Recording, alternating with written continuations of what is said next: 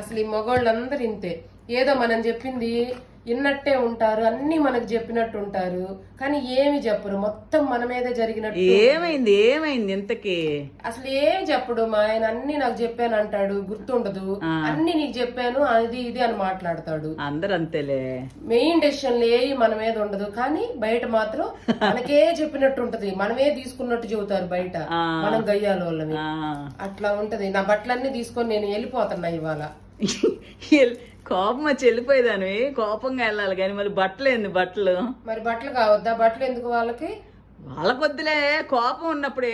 కోపం వెళ్ళిపోతే మళ్ళీ మనం డబ్బులు పెట్టి కొనుక్కోవాలి కదా.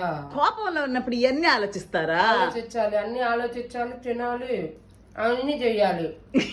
కోపం అంటావు, మీ ఆయన మీద అలిగానంటావు, తిండి మాత్రం ఆపట్లేదు చూడు. మరి కోపం నాకు నా పొట్టకు కాదు కదా, అదేం ఆకలేస్తా తినమంటుంది, బట్టలు నా ఒంటికి కావాలి, తప్పదు కదా.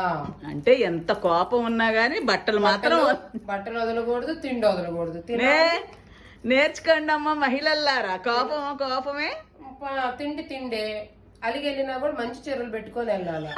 ఇది బాగు ఏంటి, మంచి చీరలు పెట్టుకెళ్ళి మరి అక్కడ ఏదైనా ఫంక్షన్ వచ్చింది మళ్ళీ చీరల కోసం ఇక్కడికి రావాలి కదా, అప్పుడు ఆయన మీద కోపం తగ్గిపోయింది.